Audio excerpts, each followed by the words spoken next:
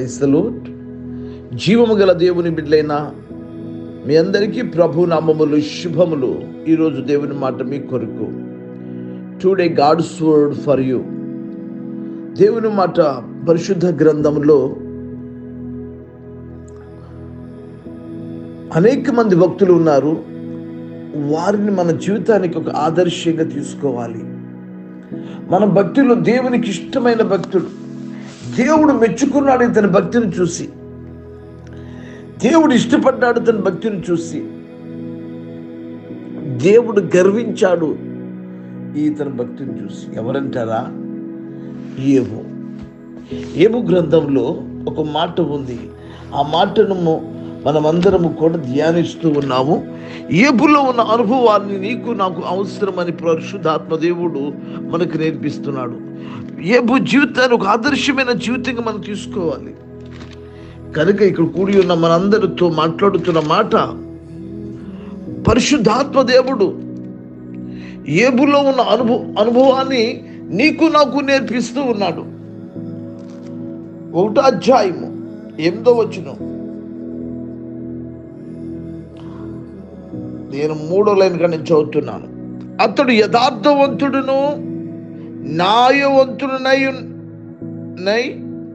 దేవుని యందు భయభక్తులు కలిగి చెడుతనమును విసర్జించినవాడు.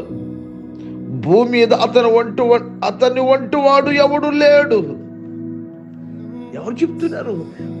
అతడు యోబు కోసం చెప్తుండా సాక్ష్యం చూడండి. అతను యథార్థవంతుడు అన్ని విషయాల్లో. సంవత్సరాల తరబడి జాతిపోతున్నాయి, నీలో నాలో యథార్థత లేదు అని ప్రభు వారు సూటిగా మాట్లాడుతున్నారు. ఏ విషయంలో యథార్థత ఉంది మనకి? యథార్థత చూపించలేని మన జీవితం, యథార్థంగా నడవలేని మన జీవితం. అయితే యథార్థత కొరకు ప్రార్థించాలి. యోబులో ఉన్న యథార్థత నీకు నాకు అవసరమని ఈరోజు పరిశుద్ధాత్మ దేవుడు మాట్లాడుతున్నాడు. యోబులో న్యాయవంతుడై ఉన్నాడు అంట. కష్టం వచ్చిన, బాధ వచ్చిన, ఇబ్బంది వచ్చిన, వస్త్రహీనతైనను ఉపద్రోహమైనను న్యాయంలో నిలబడాలి. అన్యాయానికి ఎట్టి పరిస్థితుల్లో ఆలోచించొద్దు. అన్యాయములను తలంచవద్దు. అన్యాయములను నడవద్దు. అన్యాయంగాను జీవించొద్దు. ఎలా ఉండాలి అంట? యథార్థంగా ఉండాలంట. న్యాయవంతుడైన యోబు వలె ఉండాలంట. అతను న్యాయవంతుడంట. అంటే ఎవరు మాట్లాడుతున్నారు? ప్రభులు వారు యోబు కోసం ఇస్తున్న సాక్ష్యం. ఏం కనుగొన్నారంటే దేవుడు, ప్రభులు వారు అతను యథార్థవంతుడని దేవుడే యోబును కనుగొన్నాడు. అతను న్యాయవంతుడని చెప్తున్నాడు. దేవుని బిడ్డలారా, ఈ అనుభవం, ఈ సాక్ష్యం నీకు నాకు అవసరం.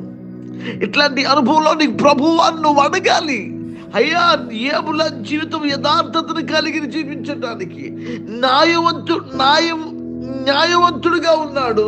నేను కూడా అట్టి అనుభవం నాకు కావాలి. దేవుని యందు భయభక్తులు కలిగిన వాడిగా ఉన్నాడు అంట.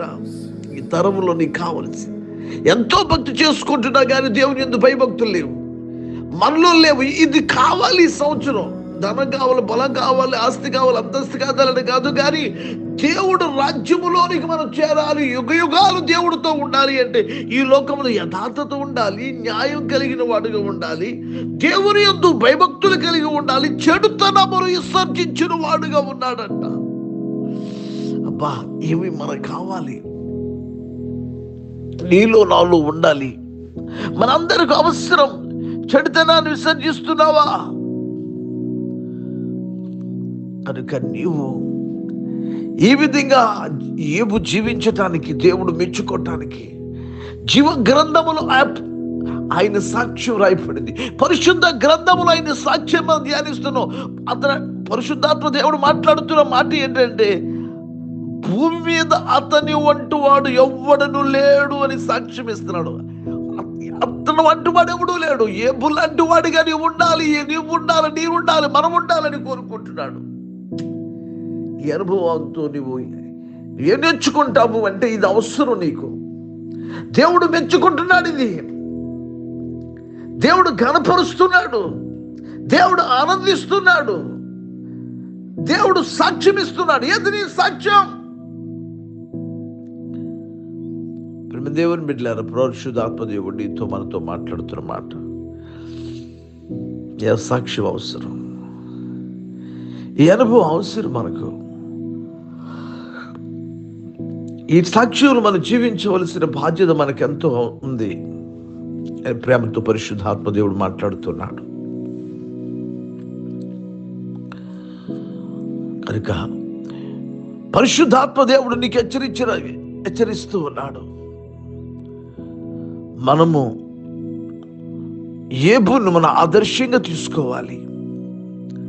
యోబును మనము అనుసరించేవారిగా ఉండాలి. ఎందుకంటే దేవుడు సంతోషపరిచిన యోబు, దేవుడు తృప్తిపరిచిన యోబు, తన ప్రవర్తన బట్టి, తన మాటను బట్టి, తన సాక్ష్యాన్ని బట్టి our God fully satisfied about Job. దేవుడు సంపూర్ణంగా సంతోషించాడంట, తృప్తి చెందాడంట. అంత తృప్తికి నన్ను బట్టి చెందాలని ప్రభు కోరుకుంటున్నాడు. దేవుని బిడ్డలారా, దేవుని వాక్కు మనందరి పక్షాన ఆయన నెరవేర్చును గాక. ఆమేన్. మహాపరిశుద్ధుడా, ఈరోజు యోబు యొక్క అనుభవాన్ని, యోబులో ఉన్న ఆ యొక్క స్వభావాన్ని, యోబు యొక్క సాక్ష్యాన్ని ప్రభు మాకు నేర్పిస్తున్నారు. ఈ యూట్యూబ్లో వాక్యం వింటున్న ప్రతి ఒక్కరూ కూడా యోబు లాంటి జీవితం జీవించడానికి సహాయం దయ చూపించండి. ప్రతి ఒక్కరిని మీరు దర్శించి మీ నామానికి మహిమ తెచ్చుకుంటారని ప్రార్థిస్తూ, ఎవరైతే ఈరోజు పుట్టినరోజు, పెళ్లి రోజు, శుభకార్యం జరుపుకున్న వారందరి జీవితాల్లో గొప్ప కార్యం జరిగించండి. మీ నామానికి మహిమ తెచ్చుకోండి.